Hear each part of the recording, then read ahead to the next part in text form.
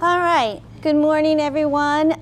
For those of you that don't know me, because I recognize someone, but some I don't recognize, my name is Eva Granville and I work over at the Employee Services Center, and I do the Drug and Alcohol Program, which is considered ASAP.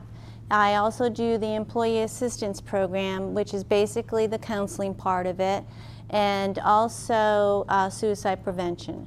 So those are the three main programs that fall under me. And today we're going to go ahead and do the mandatory briefing of drug and alcohol and suicide prevention. And I looked at this and I said, okay, what can we cover in a very short period of time? I believe we have 20 minutes apiece. So I said, let's just do the facts.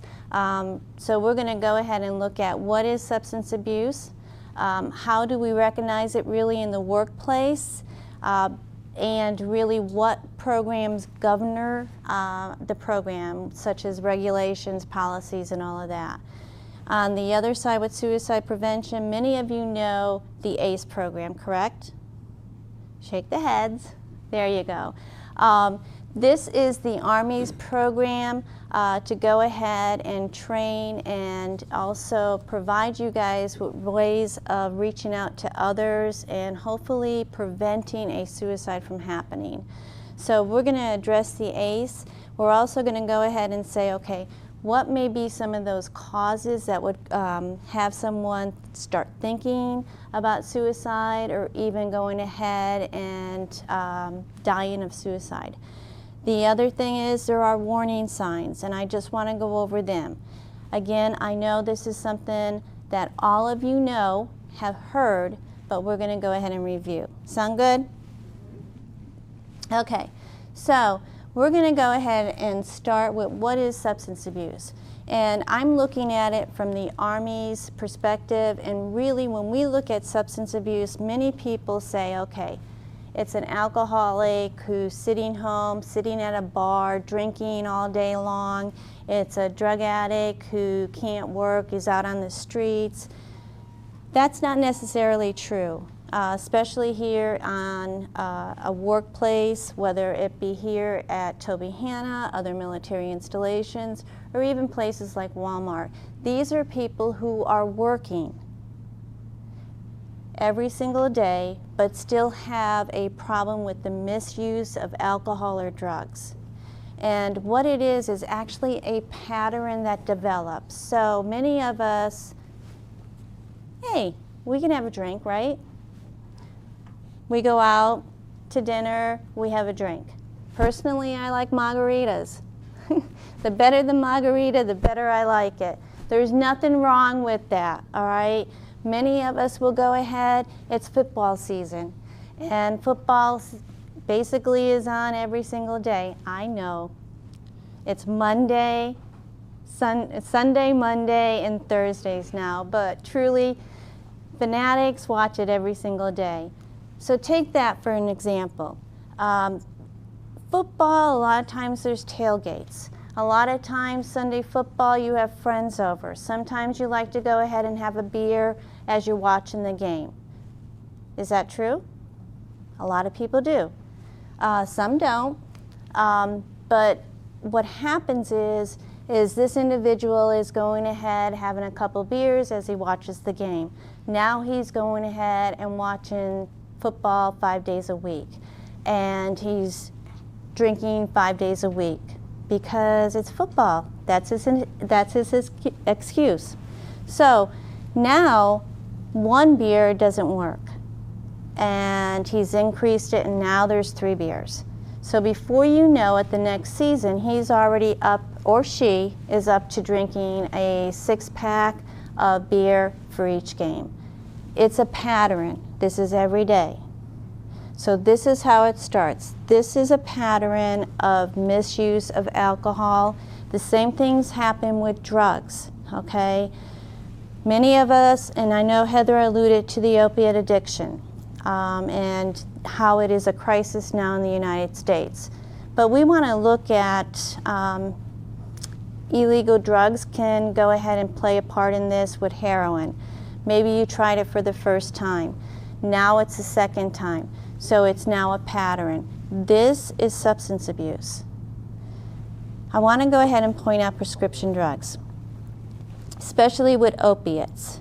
We want to look at that and say, okay, many people are on an opiate for pain, for a chronic illness. It may be Vicodin, it may be Percocet. Some people are on antidepressants for a mental health issue. It could be a Xanax. These type of drugs are very addictive. And so what happens is if you're using it, the more you use it, the more you need it. So now you have a prescription that's supposed to last for 30 days, and you've been doing really good. But the pain is increasing, the body is getting used to that pain medication. So now, instead of taking one, you need two to go ahead and try to stop, say, back pain. Well, before you know it now, your prescription says 2 a day, and you're already taking 6 a day. All right, this is considered abuse and misuse, because now you're taking it when it's not intended that way.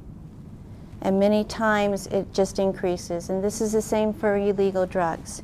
So this is what we consider substance abuse. Now, recognizing when someone is under the influence of drugs and alcohol, what I wanted to really focus on is at the workplace, because I think that's important and that's what you need to know. Many of us already know what a person looks like when they're under the influence, right? All right, I've already drank 3 margaritas. What do you think I might look like? All right, especially if it's a good margarita, all right? I may really be staggering, all right? I may be fumbling my words, all of those things. So we pretty much know what someone looks like. Now, what about when someone's using a drug?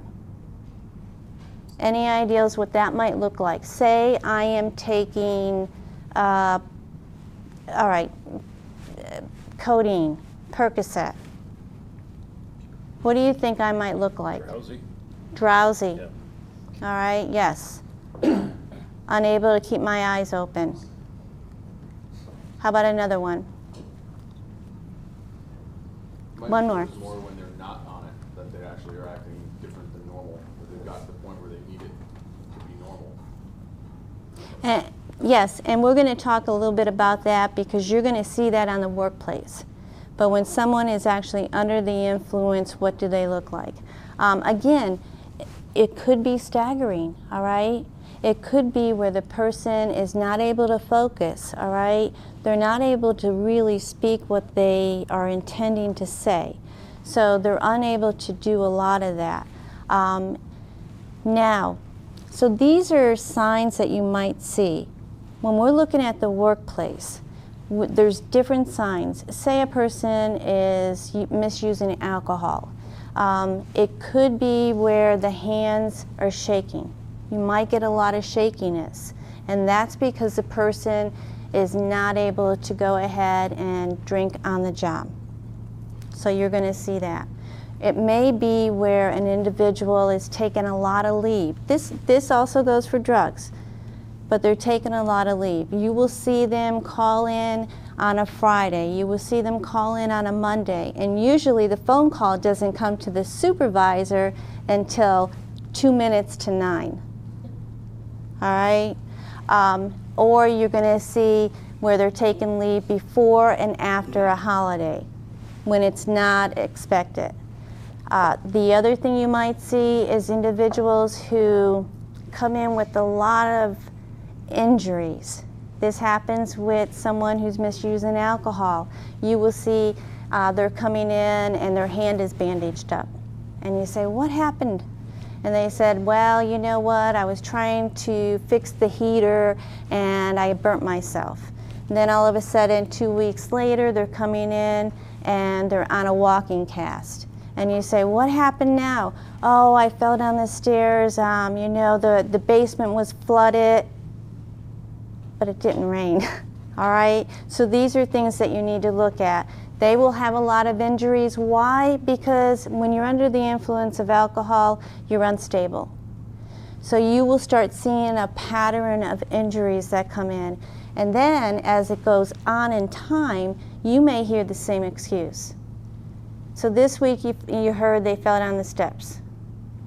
2 weeks from now, they fell down the steps again. So this is kind of a pattern. With drugs and alcohol, drugs, such as you said before, how are they after they don't have the medication? You may go ahead and see someone who's going through detox. Say it's an opiate. They may come in with colds constantly.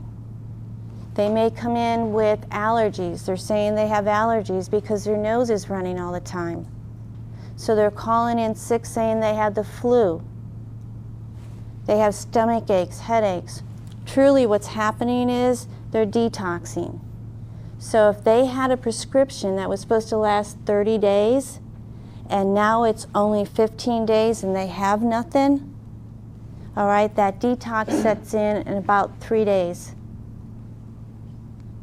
And by the third day, they truly can't get to work. So you're going to see a lot of that. So they present a little bit different.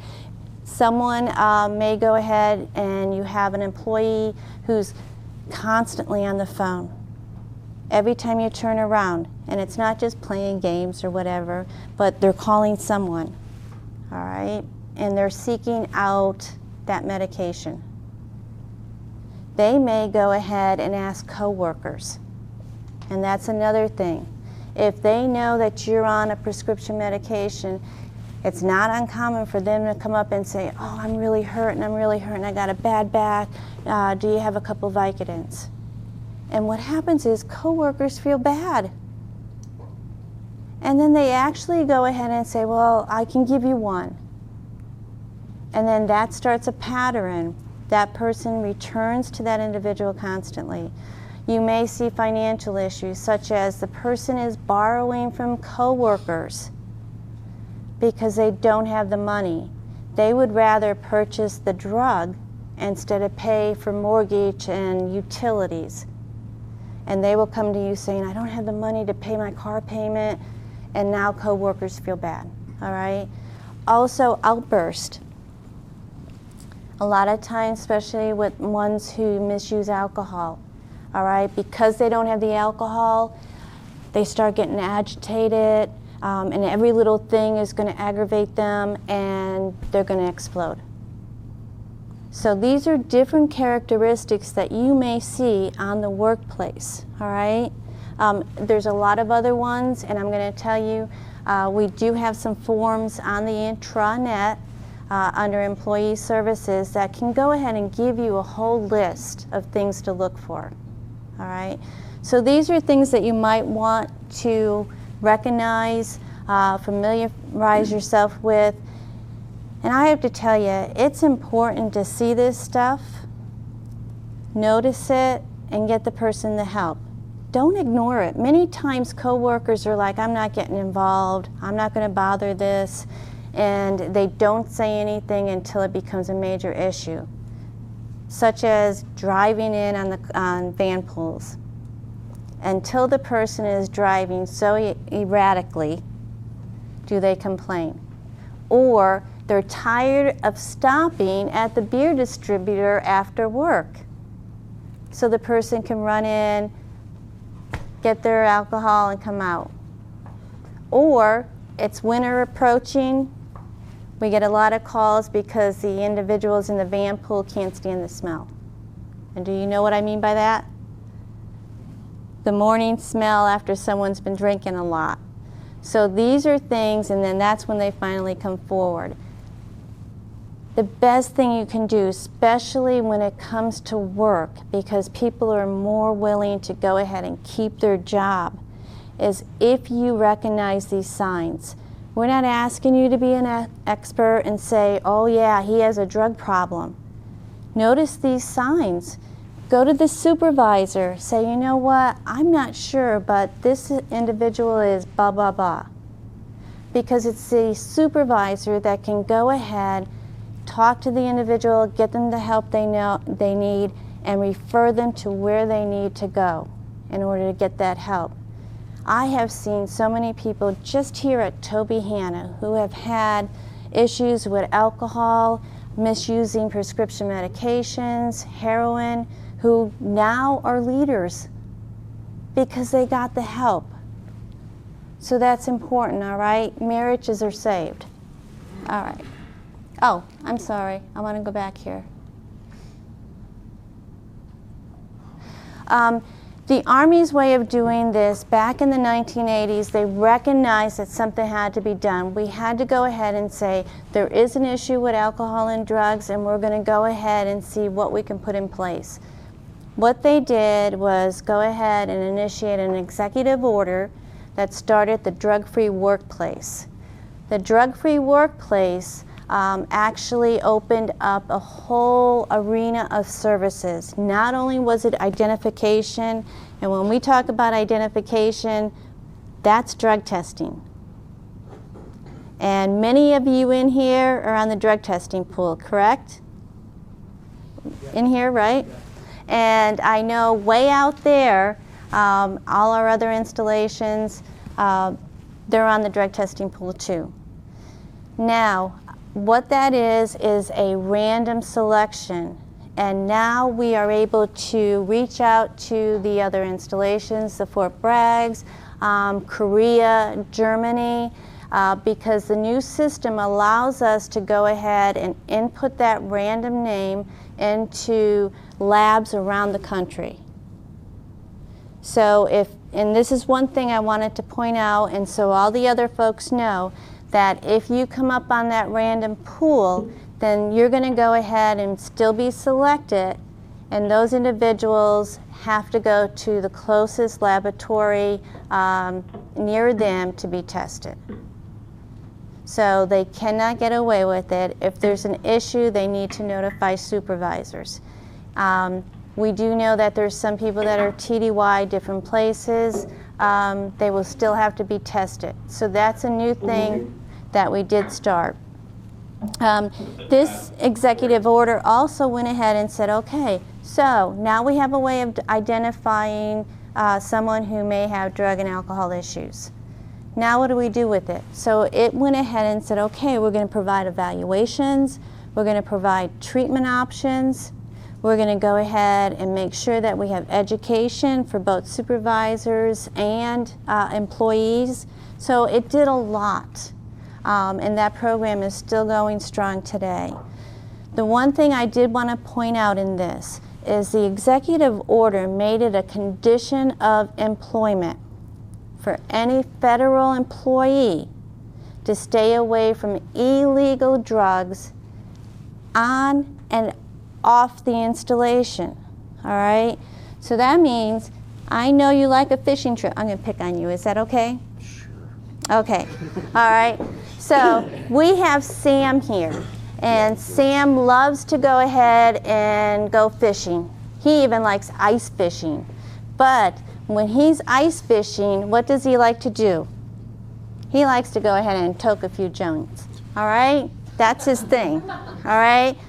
All right. He enjoys that, all right? That makes him happy. That makes the fishing trip even really, really happier, even if there's no fish. Okay, all I can tell you is, even off the installation, it's, as a federal employee, you cannot do that. Don't fish and toke anymore, okay? All right, Sam? Do it separately. There's one other thing I wanted to point out here. I'm sorry, what's the repercussion? The repercussion is if he gets tested, and I'm going to tell you, marijuana is one of those drugs that stay in the system quite a long time. If he does get caught, then it's a disciplinary issue. It follows those guidelines, and he can actually be removed from federal service. Thank you.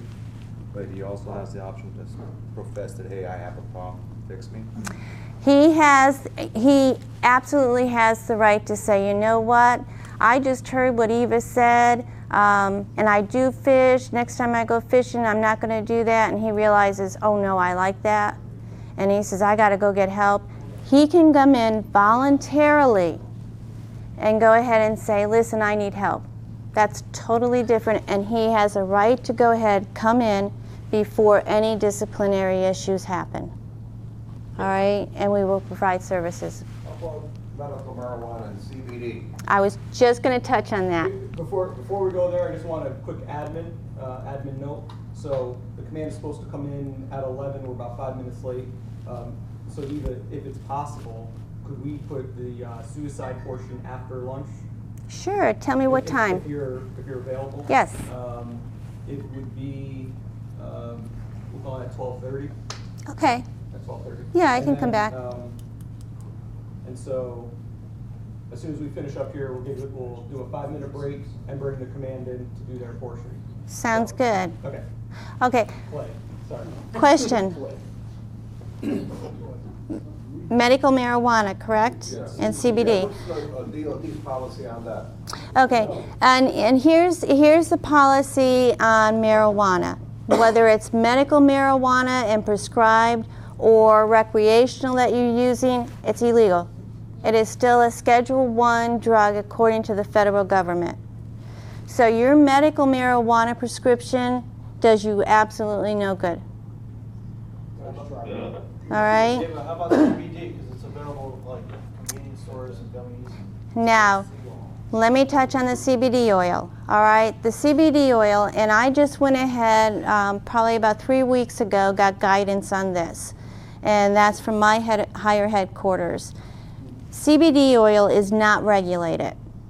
So if you go to a convenience store, a smoke shop, any place here, and buy that, you do not know what you're getting. So you may get a vial that has really nothing in it, and then the second vial may go ahead and contain a higher concentration of THC. You don't know.